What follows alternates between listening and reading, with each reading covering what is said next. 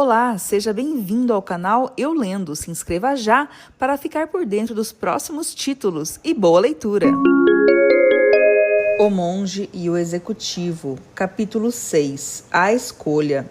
Simeão acenou com a cabeça e disse bom dia, ao chegar à capela sexta-feira de manhã. Ficamos sentados em silêncio por alguns minutos até que ele me fez a pergunta de sempre. Estou aprendendo tanto, Simeão, que não sei por onde começar. A ideia de normalizar o comportamento do meu grupo de supervisores, por exemplo. Este é um conceito sobre o qual tenho pensado de fato. Quando eu trabalhava, John, nunca permiti que meu pessoal tivesse extensos manuais cheios de procedimentos e políticas, tentando normatizar o comportamento das massas. Eu sempre me preocupava muito mais com o comportamento dos líderes e em normatizar o seu comportamento.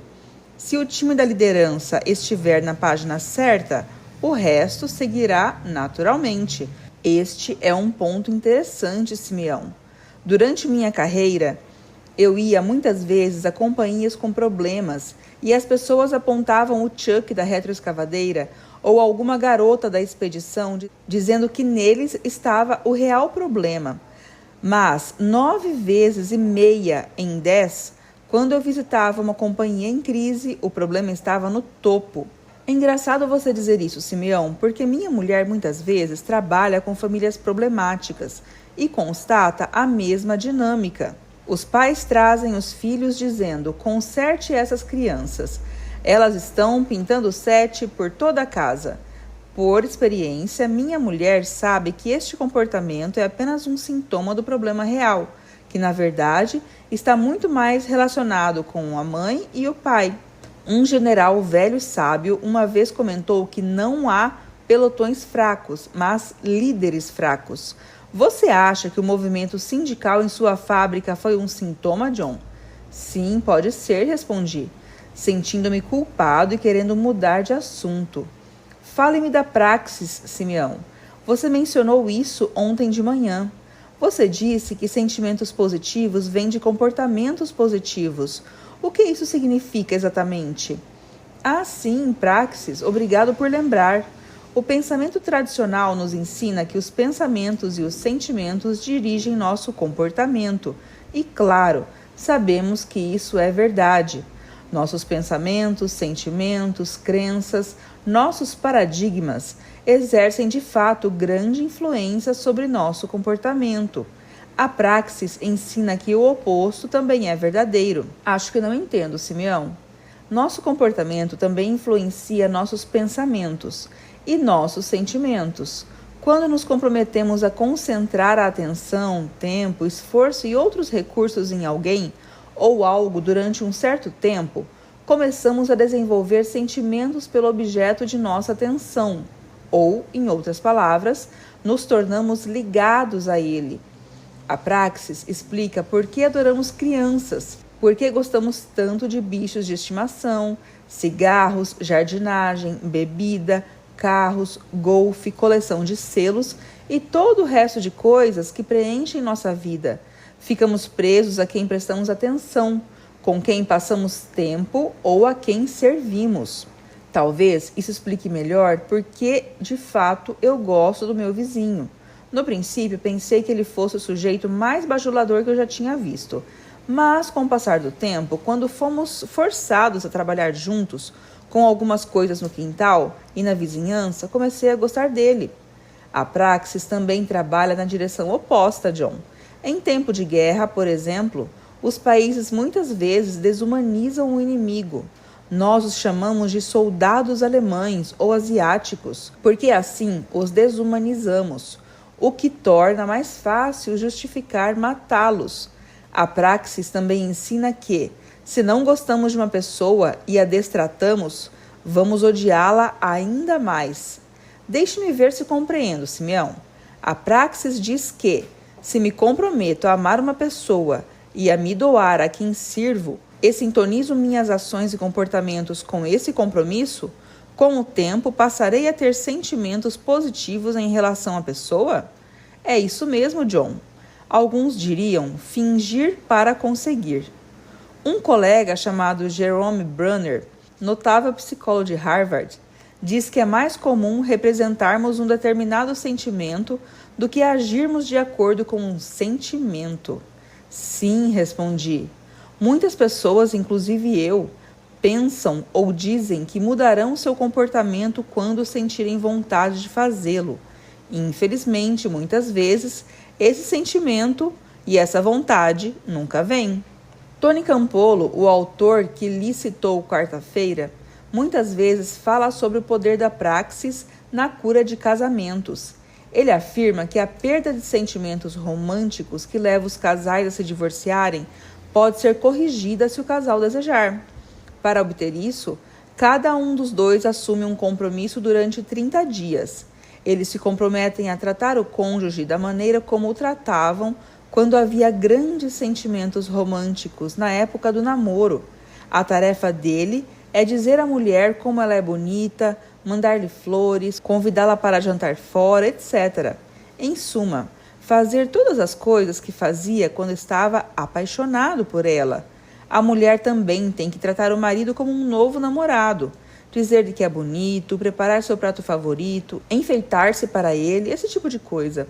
Campolo afirma que os casais que se comprometem com essas difíceis tarefas retomam os antigos sentimentos. Isso é praxis. Os sentimentos virão em consequência do comportamento. Mas, Simeão, é tão difícil forçar-se a dar consideração e respeito a alguém de quem você não gosta, ou comportar-se de maneira amorosa com alguém nada amável, me parece uma prisão. De fato é. Alongar-se e fazer nascer músculos emocionais é como alongar e fazer crescer músculos físicos. É difícil no princípio, mas com compromisso e exercício adequado, a prática, os músculos emocionais, assim como os físicos, se alongam, ficam maiores e mais fortes do que você possa imaginar.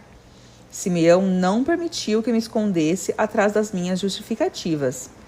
Eu me sentei na sala de aula, olhando o bonito lago azul lá longe. O fogo estalava na lareira, queimando um pedaço de madeira perfumada. Era sexta-feira de manhã. Aonde tinha ido a semana? Simeão esperou com paciência até que a nona badalada soasse. Conheci muitos pais, esposos, treinadores, professores e outros líderes que não queriam assumir sua responsabilidade diante das dificuldades de seus relacionamentos. Por exemplo, eles diziam: começarei a tratar minhas crianças com respeito quando elas passarem a se comportar melhor. Ou, eu me dedicarei à minha mulher quando ela mudar seu comportamento. Ou, vou prestar atenção no meu marido quando ele tiver algo interessante a dizer. Ou, investirei em meus empregados quando obtiver um aumento. Ou, respeitarei meus liderados quando meu chefe começar a me tratar com respeito. Tenho certeza de que vocês sempre ouviram a declaração: mudarei quando, e podem preencher as reticências com várias outras afirmações. Talvez a declaração devesse transformar-se em uma pergunta: mudarei quando? Eu gostaria de passar este último dia com vocês falando sobre a responsabilidade e as escolhas que fazemos. Como vimos na quarta-feira, acredito que a liderança começa com uma escolha. Algumas dessas escolhas incluem encarar de frente as tremendas responsabilidades que nos dispomos a assumir e alinhar nossas ações com as boas intenções. Mas muitas pessoas não querem assumir a responsabilidade adequada de suas vidas e preferem ignorar essa responsabilidade. É engraçado você dizer isso, Simeão, começou a enfermeira. No início de minha carreira, trabalhei uns 2 anos na psiquiatria de um hospital de uma grande cidade. Uma das coisas que eu logo descobri foi que as pessoas com problemas psicológicos sofrem muitas vezes do que eu chamaria de doenças da responsabilidade. Os neuróticos assumem responsabilidades demais e acreditam que tudo o que acontece é por culpa deles. Meu marido é um bêbado porque eu sou uma esposa.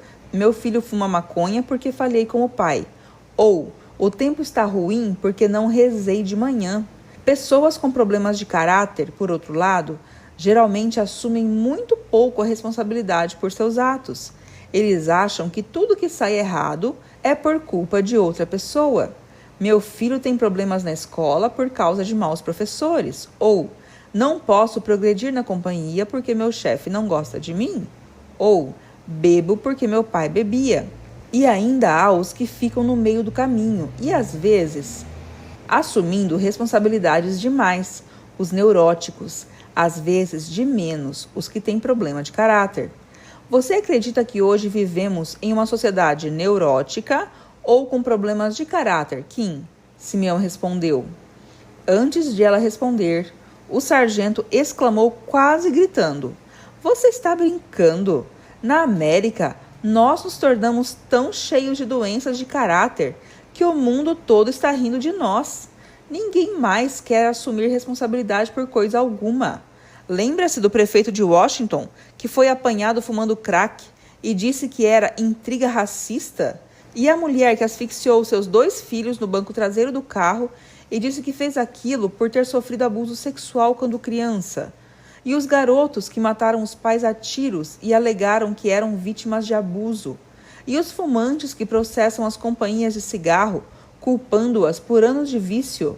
E o funcionário municipal descontente de São Francisco, que baleou o prefeito e o supervisor e alegou que estava temporariamente insano, porque tinha comido doces em excesso? O que aconteceu com a responsabilidade pessoal de nossa sociedade? Acredito que um dos problemas, Simeão continuou, foi que exageramos um pouco em Sigmund Freud neste país. Embora Freud tenha dado imensa contribuição ao campo da psiquiatria e por isso lhe devemos ser gratos, ele plantou as sementes do determinismo que tem dado à nossa sociedade todas as desculpas para os maus comportamentos, evitando assim assumir a responsabilidade adequada por seus atos. Você poderia explicar o que é determinismo, Simeão? Perguntei. Levado ao extremo, determinismo significa que, para cada efeito ou evento, físico ou mental, há uma causa. Seguir uma receita de bolo é a causa que produzirá o efeito do bolo.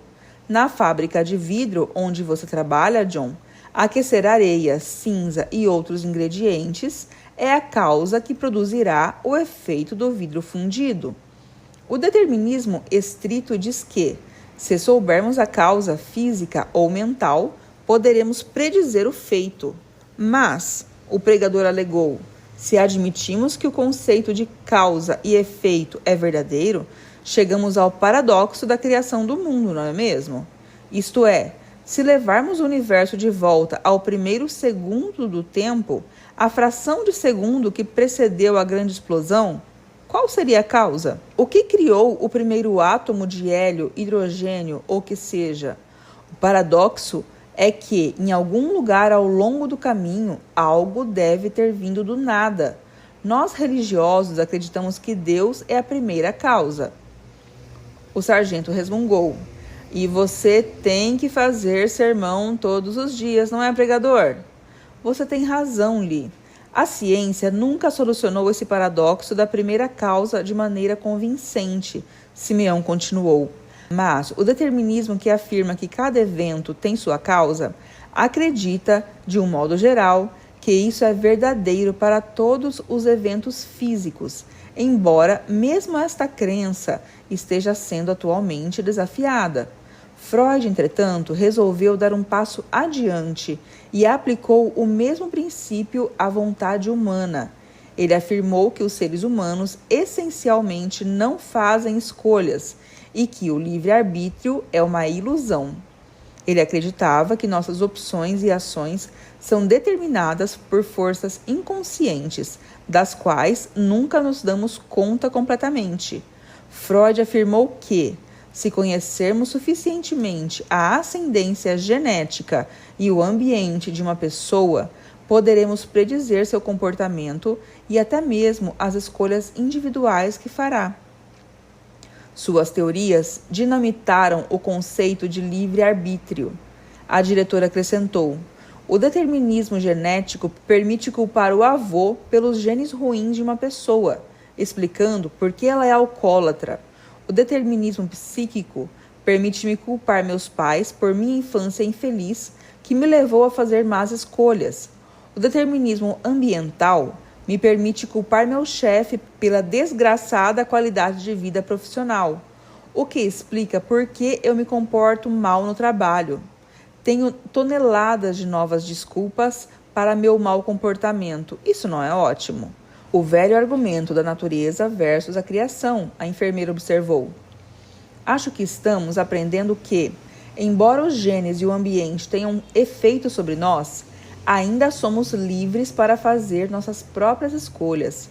Vejam os gêmeos idênticos, mesmo óvulo, mesmo espermatozoide, portanto, os mesmos genes, inato. Ambos cresceram no mesmo lar ao mesmo tempo adquirido. Contudo, podem ser duas pessoas muito diferentes.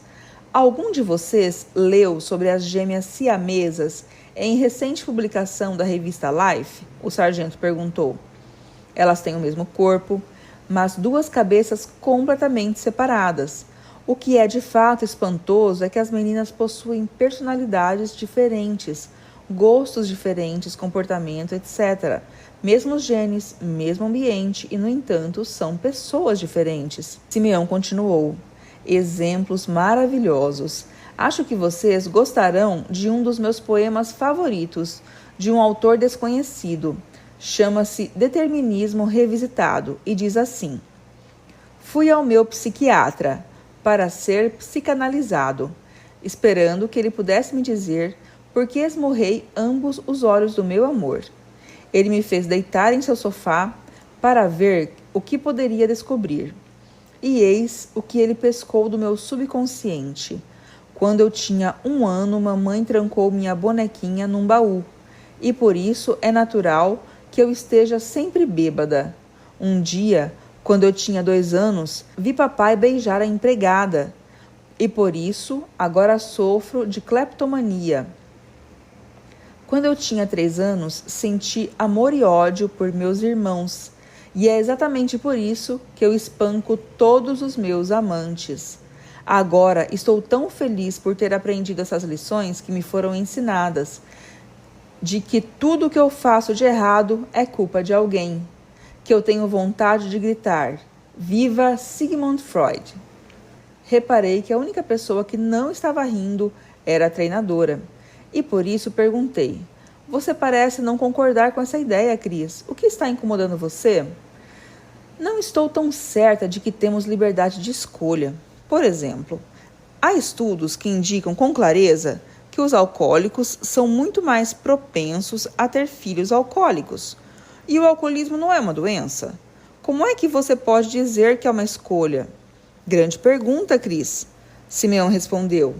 Vim de uma família atormentada pelo álcool. Sei que tenho uma certa predisposição para o alcoolismo e que preciso ter muito cuidado com isso. De fato, quando eu tinha 20 e muitos anos, quase 30, por pouco não me tornei um alcoólatra. Mas, embora eu possa ser predisposto a ter problema com álcool, faz sentido colocar a responsabilidade pela bebida em meu pai ou meu avô? Ou cabe a mim escolher tomar aquele primeiro gole ou não? Acrescentei. Há pouco tempo fiz um curso para executivos sobre ética nos negócios, em que a palavra responsabilidade foi partida em duas, resposta e habilidade. O curso nos ensinou que todos os tipos de estímulos vêm de nós. Contas a pagar, maus chefes, problemas com vizinhos e o que mais houver. O estímulo sempre vem de nós, mas, como seres humanos, temos a habilidade de escolher nossa resposta. De fato, Simeão disse, falando mais rapidamente, a habilidade de escolher nossa resposta é uma das glórias do ser humano. Os animais respondem de acordo com o instinto. Um pássaro azul de Ohio faz o mesmo tipo de ninho que o pássaro azul de Utah. Os golfinhos que ensinamos a saltar sobre o arame no Sea World não têm mérito e nem consciência de sua façanha, mas sabem que ao final do show encherão a barriga de peixe. Simeão prosseguiu. Imagino que alguns de vocês ouviram falar de Viktor Frankl. Ele escreveu um livrinho famoso chamado Em Busca de Significado, que eu recomendaria a cada um de vocês.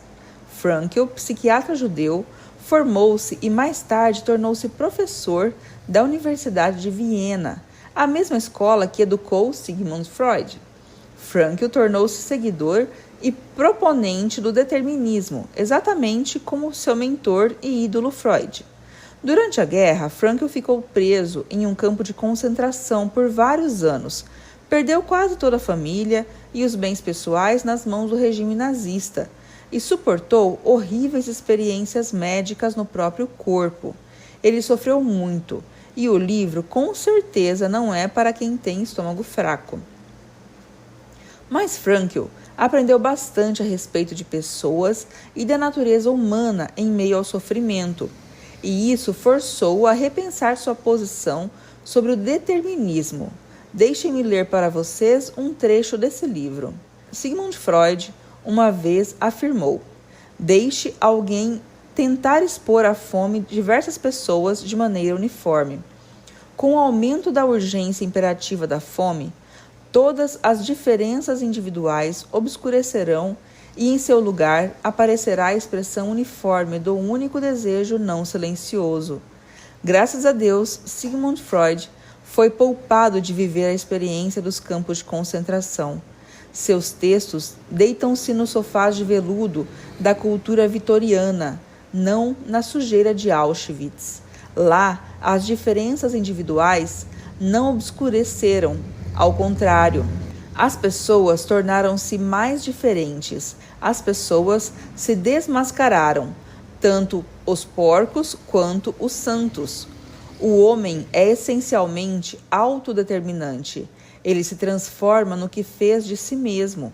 Nos campos de concentração, por exemplo, nesse laboratório vivo e nesse solo de testes, nós precisamos e testemunhamos alguns de nossos companheiros comportarem-se como porcos, enquanto outros comportavam-se como santos. O homem tem ambas as potencialidades dentro de si. A que se efetiva depende das decisões, não das condições. Nossa geração é realista porque passamos a conhecer o homem como realmente é. Além do mais, o homem é esse ser que inventou as câmaras de gás de Auschwitz. Portanto, ele também é aquele ser que entrou nessas câmaras de gás de pé, com a oração do Senhor ou a Shema Israel nos lábios. Depois de alguns momentos, a diretora declarou com firmeza: olha que magnífica mudança de paradigma. Imagine um genuíno determinista dizendo: o homem é essencialmente autodeterminante. Ele se transformou no que fez de si mesmo. Ou então de que o modo de ser das pessoas depende das decisões, mas não das condições. Incrível! Durante a aula da tarde, Simeão repetiu muitas vezes a importância da responsabilidade e da escolha. Quero contar a vocês uma história real, que me aconteceu há uns 60 anos.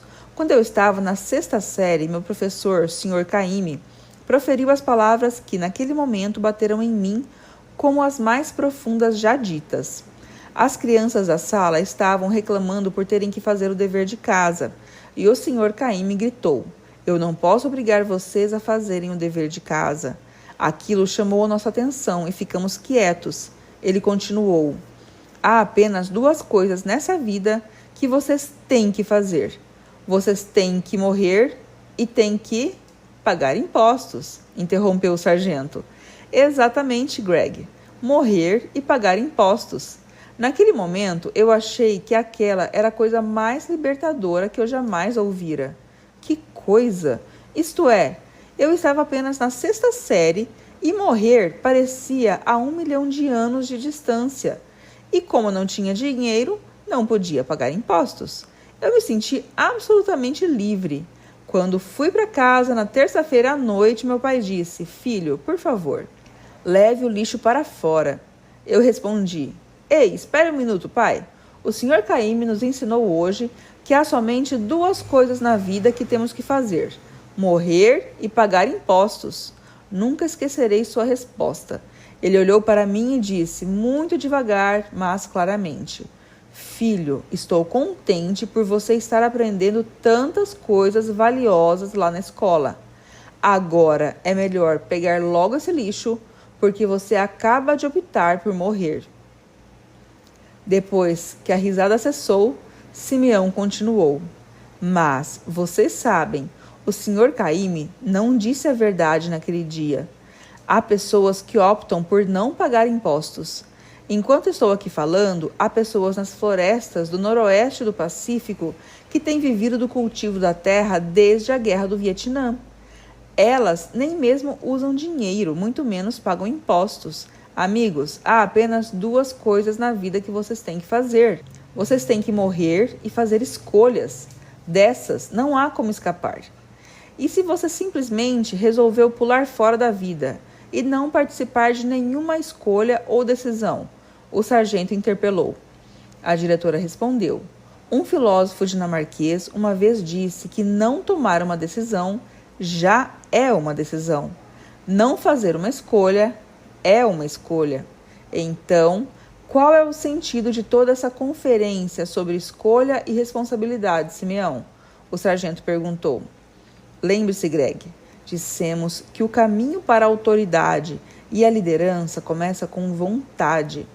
A vontade são as escolhas que fazemos para aliar nossas ações às nossas intenções. Estou querendo dizer que, ao final, todos temos que fazer escolhas a respeito do nosso comportamento e aceitar a responsabilidade por essas escolhas. Escolhemos ser pacientes ou impacientes, bons ou maus, ouvintes ativos ou meramente silenciosos, esperando a oportunidade de falar, humildes ou arrogantes, respeitadores ou rudes, generosos ou egoístas, capazes de perdoar ou ressentidos, honestos ou desonestos, comprometidos ou apenas envolvidos. Você sabe, Simeão, o sargento falou mais tranquilo. Tenho pensado sobre o comentário que fiz no princípio da semana, de como esse comportamento amoroso não parece natural. Lee me chamou a atenção dizendo que eu escolho agir com consideração pelas pessoas importantes. Mas esse comportamento não me vem naturalmente. Eu fico sufocado só de pensar em ter que fazer isso com minhas tropas. Isso não me parece fazer parte da natureza humana. A diretora ofereceu uma citação. Um especialista disse que faz parte da natureza humana ir ao banheiro de calças. Onde é que você conseguiu essa? O sargento perguntou. Com o autor de A Estrada Menos Percorrida, um psiquiatra e conferencista chamada M. Scott Peck. Teresa sorriu maliciosa. Parece piada, mas acho bastante profundo.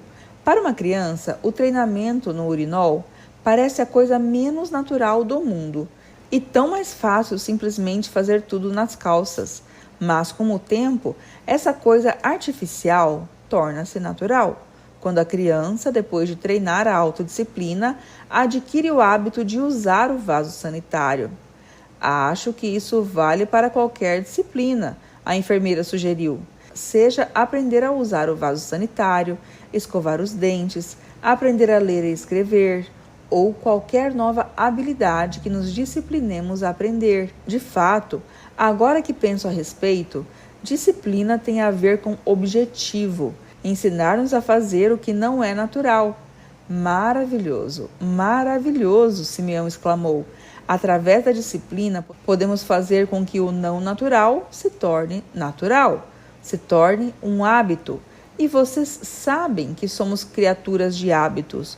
Vocês notaram que estão todos sentados nos mesmos lugares em que começaram no domingo de manhã? Você está certo, Simeão, respondi, sentindo-me um pouco tolo. Simeão continuou. Talvez alguns de vocês já conheçam os 4 estágios necessários para adquirir novos hábitos e habilidades.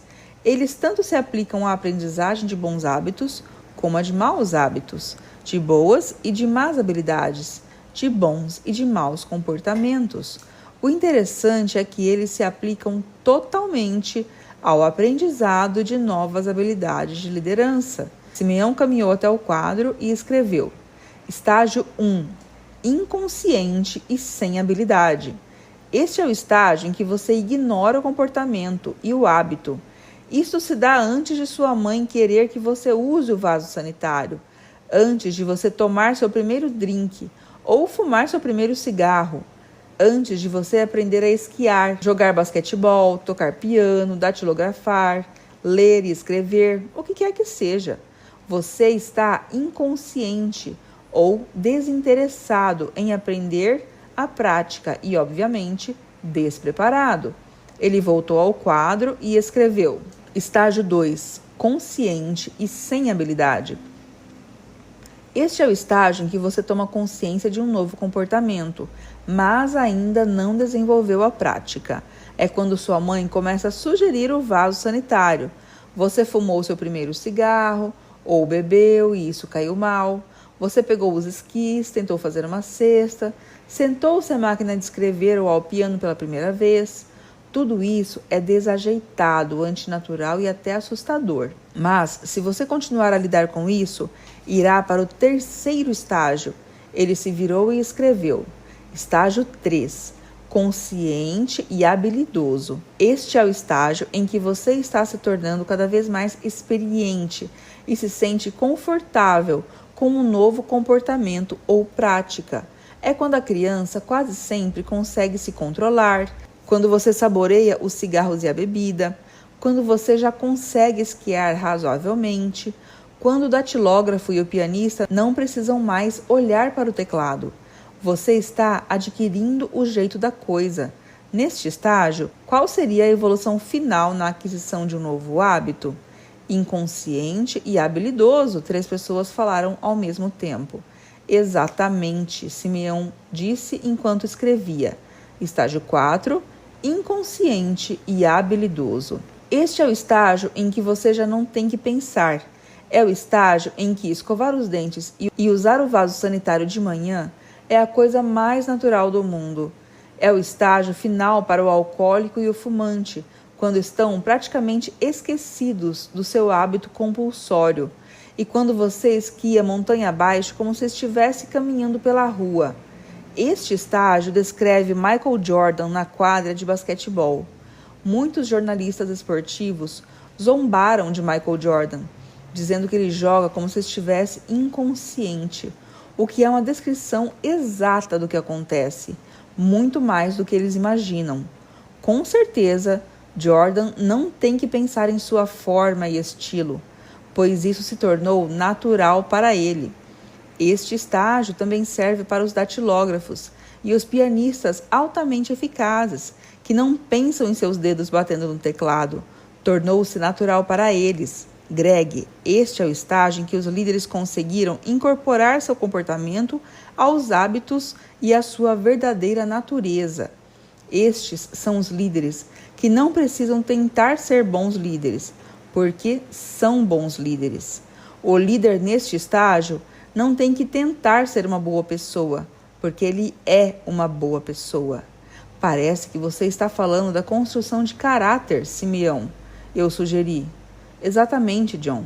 A real capacidade de liderança não fala da personalidade do líder, de suas posses ou carisma, mas fala muito de quem ele é como pessoa.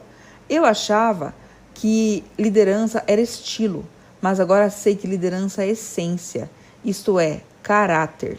Sim, tenho pensado sobre isso, disse meu companheiro de quarto. Muitos grandes líderes tiveram diferentes personalidades e estilos muito diversos e, no entanto, foram líderes eficientes. Você está certo, Simeão. Deve haver muito mais do que apenas estilo.